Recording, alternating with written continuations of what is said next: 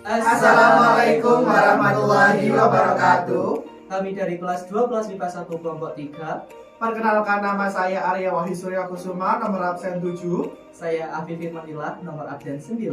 Saya Nizam Al-Fatihari, absen 34. Saya Kofi Nisa Setiawan, absen 36. Saya Tita Ayu Yakin, absen 32. Simaklah video pembelajaran dari kami. Halo, perkenalkan, nama saya Arya Wahyu Surya Kusuma. Saya akan menjelaskan tentang metabolisme. Metabolisme berasal dari bahasa Yunani, yaitu metabolismos, yang berarti perubahan. Sebagaimana asal namanya, metabolisme semua reaksi kimia yang terjadi dalam organisme termasuk pada tingkatan sel. Kemudian selanjutnya adalah tujuan. Di sini kami membagi tujuan menjadi 3. Yang pertama adalah konversi makanan menjadi energi untuk melakukan proses seluler. Kemudian yang kedua adalah konversi makanan atau bahan bakar menjadi bahan penyusun protein, lipid, asam nukleat, dan beberapa karbohidrat. Kemudian yang terakhir atau yang ketiga adalah pembuangan limbah nitrogen. Reaksi yang dikatalis oleh enzim ini memungkinkan organisme dapat tumbuh dan berkembang biak, mempertahankan strukturnya dan merespon lingkungan, lingkungannya. Oke, yang selanjutnya adalah fungsi. Di sini kami membagi fungsi menjadi 5. Yang pertama adalah mengganti sel atau jaringan yang rusak. Kemudian yang kedua adalah respirasi jaringan pada tubuh. Kemudian yang ketiga adalah pertumbuhan jaringan tubuh. Yang keempat adalah penyusun unit pembangun sel. Dan yang terakhir atau yang kelima adalah menghasilkan energi dari perubahan zat-zat makanan yang ada pada tubuh. Baik, saya Afif Firmanillah, nomor absen 9 akan melanjutkan pembahasan sebelumnya. Pada kesempatan kali ini kita akan membahas mengenai subbab pertama, yakni enzim. Enzim adalah senyawa kimia berupa protein yang berperan sebagai biokatalisator, di mana bio adalah makhluk hidup dan katalis adalah zat yang dapat mempercepat reaksi. Sederhananya, enzim adalah katalis yang membantu mempercepat reaksi biologis. Fungsi enzim adalah untuk mempercepat reaksi biologis tanpa ikut bereaksi. Baik, pada kesempatan kali ini kita akan membahas jenis-jenis enzim. Pertama adalah enzim renin. Enzim ini terdapat di sekitar dinding lambung manusia dengan fungsi untuk menyimpan protein serta nutrisi lainnya yang didapatkan dari produk olahan susu. Kemudian nantinya protein ini akan disimpan dan distribusikan ke seluruh tubuh manusia. Yang kedua adalah enzim lipase. Fungsi enzim ini memiliki fungsi untuk menghancurkan sekaligus mencerna makanan yang mengandung lemak. Hal ini tentunya karena enzim satu ini juga bertugas menjaga dan melindungi kantung empedu supaya selalu ada di dalam keadaan normal. Enzim yang ketiga adalah enzim katalase. Enzim yang terdapat pada hati ini memiliki fungsi untuk melindungi hati dengan cara menetralisir gerak dan pertumbuhan semua racun dalam tubuh. Racun yang memasuki tubuh akan dinetralisir kemudian dibuang melewati keringat maupun urin. Jenis enzim selanjutnya adalah enzim lisozin. Enzim ini terdapat pada lebih dari satu tempat, yaitu pada air mata, keringat, air susu ibu, air liur atau saliva, dan cairan minyak alami di bawah kulit. Fungsi dari enzim ini adalah sebagai penyaring, penghambat, dan pembunuh bakteri. Dinding sel bakteri yang masuk akan dihancurkan oleh enzim ini. Selanjutnya adalah enzim pepsin. Enzim satu ini terdapat di dalam lambung dan berfungsi untuk mengubah protein ataupun nutrisi lain agar dapat diserap dan disebarkan ke seluruh jaringan dalam tubuh dengan baik. Enzim selanjutnya adalah enzim amilase. Enzim ini berfungsi memecah zat pati atau karbohidrat menjadi gula atau glukosa. Saat makanan yang mengandung karbohidrat dikunyah, kelenjar liur di dalam mulut akan menghasilkan enzim amilase. Oke, saya Nizam Al-Fatihari akan melanjutkan pembahasan sebelumnya, yaitu pembagian enzim. Di sini pembagian enzim dibagi menjadi 2, yaitu enzim intraseluler dan enzim ekstraseluler. Yang pertama, enzim intraseluler adalah enzim yang bekerja di dalam sel, contohnya katalase. Enzim katalase mampu menguraikan senyawa hidrogen peroksida yang merupakan racun bagi sel-sel tubuh menjadi senyawa air dan oksigen yang dapat dimanfaatkan tubuh. Sementara pada tumbuhan, katalase dapat ditemukan di sel umbi kentang, kecambah, dan pucuk daun. 2. Enzim ekstraseluler adalah enzim yang bekerja di luar sel. Contohnya enzim-enzim pencernaan, pepsin, renin, atau lipase yang disekresikan lambung. Enzim ekstraseluler tersebut memengaruhi bahan makanan di dalam rongga pencernaan.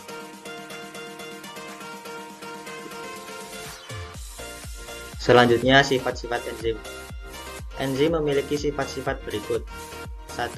Enzim memiliki sifat sama dengan protein lain, yaitu menggumpal apabila dipanaskan. Suhu yang sangat panas akan mengubah struktur dan bentuk sisi aktif enzim. Rusaknya enzim karena panas disebut denaturasi. 2. Enzim bekerja secara spesifik.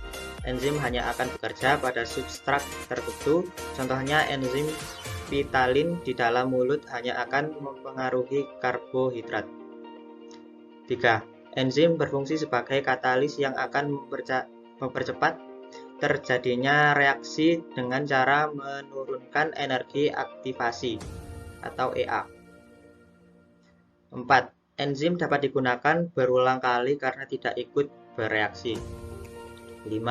Enzim bersifat reversibel, yaitu bekerja bolak-balik. Selanjutnya, mekanisme. 1. Mekanisme lock and key. Menganalogikan seperti gembok dan kuncinya. Enzim diibaratkan dengan gembok dan substrat seperti kunci. Enzim memiliki sisi aktif sebagai tempat melekatnya substrat.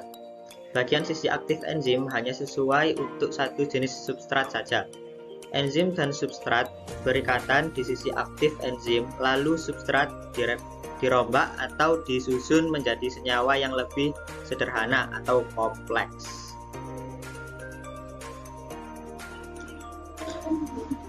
Yang kedua, mekanisme induced feed theory menjelaskan bahwa bagian sisi aktif enzim lebih fleksibel dalam menyesuaikan struktur substrat. Pada saat substrat memasuki sisi aktif enzim, bentuk sisi aktif enzim akan termodifikasi melingkupi substrat sehingga terbentuk ikatan kompleks antara enzim dengan substrat. Selanjutnya, faktor yang mempengaruhi. Faktor yang mempengaruhi dibagi menjadi 7. Yang pertama adalah suhu. 2. Derajat keasaman atau pH. 3. Inhibitor. 4. Aktivator. Kelima, konsentrasi enzim. Yang keenam, konsentrasi substrat. Dan yang terakhir adalah zat hasil atau produk. Baik, saya Bapak Anjasari Setiawan. Di sini saya akan melanjutkan subbab yang kedua, yaitu katabolisme. Katabolisme adalah proses memecah molekul-molekul besar dan kompleks menjadi bentuk yang lebih sederhana. Kebanyakan diubah menjadi energi. Bentuk sederhana ini kemudian akan menjadi bahan bakar untuk terjadinya reaksi anabolisme, yaitu molekul-molekul kecil dibangun menjadi molekul yang lebih besar. Melalui reaksi katabolisme, makanan yang sudah dikonsumsi dan masuk ke organ pencernaan akan dipecah oleh enzim yang ada di dalam sistem pencernaan kita. Protein dipecah menjadi asam amino. Selanjutnya adalah proses katabolisme. Pertama, glikolisis. Glikolisis adalah proses katabolisme yang sangat penting karena merupakan proses yang memecah gula. Misalnya glukosa menjadi pirufat bersama dengan produksi ATP dan NADH. Dimulai dengan satu molekul glukosa. Glukolisis adalah reaksi 10 langkah yang akan menghasilkan 2 molekul pirufat sebagai produk. Menggunakan berbagai enzim termasuk kinase, mutase, dehidrogenase, isomerase, dan liase, serta konsumsi 2 ATP. Kedua, siklus asam sitrat. Siklus asam sitrat juga dikenal sebagai siklus Krebs. Siklus asam sitrat menggunakan beberapa produk glikolisis untuk produksi energi lebih lanjut, dimulai dengan molekul pirufat. Sekali lagi, enzim memainkan peran kunci dalam memanipulasi molekul pirufat ini dan mengikatnya dengan molekul lain untuk melepaskan energi dengan cara yang terkontrol dan melanggengkan siklus. Saya Tita Ayuliatin, absen 32. Saya akan melanjutkan pembahasan selanjutnya. Yang ketiga, deaminasi oksidatif. Ketika datang untuk memecah protein dan asam amino dan mengakses energi di dalamnya, proses yang kurang dikenal disebut deaminasi oksidatif diperlukan. Protein biasanya dipecah dan digunakan sebagai substrat untuk pengembangan molekul lebih lanjut atau proses anabolik. Yang keempat, lipolisis. Memecah simpanan lemak trigliserida yang disimpan dalam jaringan adiposa adalah cara lain untuk menghasilkan energi. Trigliserida terdiri dari tulang punggung glikol, 3 ekor asam lemak, dan 3 ikatan ester yang menghubungkan 2 komponen sebelumnya. 3 ikatan ester harus diputus untuk melepaskan energinya, yang dilakukan melalui proses hidrolisis. Dalam 3 langkah terpisah, masing-masing ikatan ini rusak.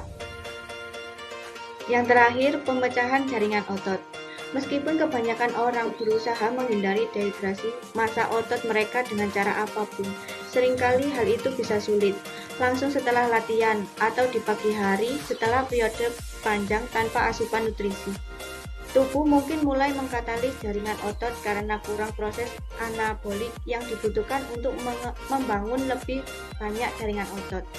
Ini jelas kedengarannya berlawanan dengan intuisi, tetapi transformasi jaringan menjadi energi ini sebagai tanggapan terhadap tidak menyediakan energi dasar yang cukup, lebih dari sumber protein atau karbohidrat ke tubuh. Poin selanjutnya adalah hormon-hormon katabolisme. Yang pertama, kortisol. Hormon ini membantu mengatur metabolisme protein, lemak, dan karbohidrat. Hormon yang dikenal sebagai hormon stres ini dihasilkan oleh kelenjar adrenal. Yang kedua, sitokin. Ini adalah zat yang mengatur interaksi antar sel dan berperan dalam mengatur sistem kekebalan tubuh. Beberapa jenis sitokin berfungsi merangsang sistem kekebalan tubuh, sedangkan beberapa jenis sitokin lainnya berfungsi dalam menekan aktivitas sistem kekebalan tubuh. Yang ketiga, glukagon. Hormon ini dihasilkan oleh pankreas dan bersama dengan insulin berfungsi menjaga kadar gula dalam darah. Yang keempat, adrenalin. Hormon yang dikenal sebagai epinefrin ini dapat meningkatkan detak jantung, menguatkan kontraksi jantung, dan meningkatkan aliran darah ke otot.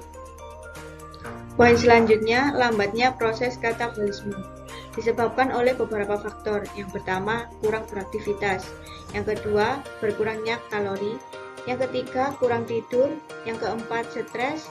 Dan yang terakhir, mengonsumsi obat-obatan. Baik, sebab ketiga adalah anabolisme.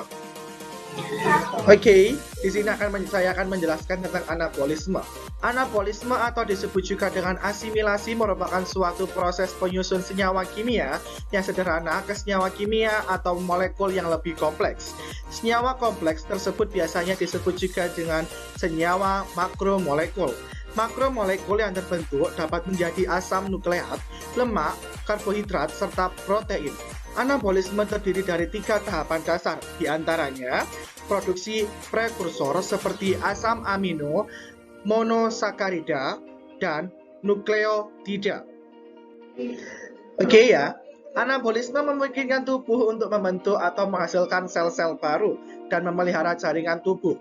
Proses ini menggunakan energi yang dihasilkan dari reaksi katabolisme serta dibantu oleh berbagai hormon dan enzim untuk membentuk dan memperbaiki sel serta jaringan. Pada proses selanjutnya, kita akan membahas proses anabolisme. Anabolisme meliputi 3 tahapan dasar. yaitu produksi prekursor seperti asam amino, monosakarida, serta nukleotida. Aktivitas senyawa-senyawa tersebut kemudian menjadi bentuk reaktif dengan menggunakan energi dari ATP. Penggabungan prekursor tersebut kemudian akan menjadi molekul kompleks, seperti misalnya polisakarida, protein, lemak, serta juga asam nukleat. Anabolisme yang memakai energi cahaya tersebut kemudian dikenal dengan istilah fotosintesis, sedangkan untuk anabolisme yang menggunakan energi kimia yang dikenal dengan istilah homosintesis. Kali ini kita akan membahas hormon anabolisme. Pertama adalah insulin, hormon yang dibuat di pankreas dan bertugas mengatur level glukosa di dalam darah. Tanpa kehadiran insulin, tubuh tidak akan bisa menyerap glukosa. Hormon selanjutnya adalah hormon pertumbuhan, hormon yang dibuat di kelenjar pituitari dan berfungsi untuk merangsang pertumbuhan tubuh manusia. Selanjutnya adalah hormon testosteron, hormon yang mempengaruhi karakteristik pada pria, misalnya suara yang lebih berat, tumbuhnya bulu di rambut seperti kumis dan jenggot, hingga kondisi otot dan tulang yang lebih kuat. Dan yang terakhir adalah hormon estrogen. Hormon ini terdapat pada pria dan wanita dan berperan membangun karakteristik wanita, misalnya pertumbuhan payudara. Hormon ini juga bertugas menguatkan massa tulang. Selanjutnya contoh anabolisme. Sintesis protein. Sintesis atau pembuatan protein berlangsung di dalam ribosom. Protein dibuat dari mikromolekul asam amino yang diperoleh dari hasil katabolisme.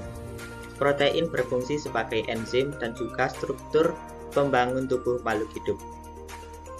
Sintesis DNA. Dilansir dari Biology Dictionary, DNA atau asam deoksiribonukleat adalah materi genetik yang menentukan ciri fisik makhluk hidup. Makromolekul DNA tersusun dari mikromolekul basa-basa nukleotida sebelum pembelahan sel. Fotosintesis.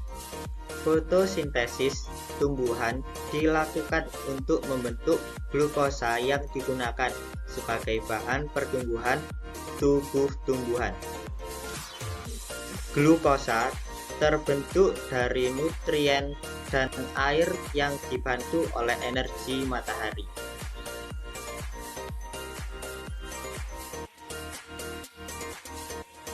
Sekian video pembelajaran dari kami, kurang lebihnya mohon maaf yang sebesar-besarnya. Hope you like it and enjoy it, everyone. And the last we say, terima kasih. Wassalamualaikum warahmatullahi wabarakatuh.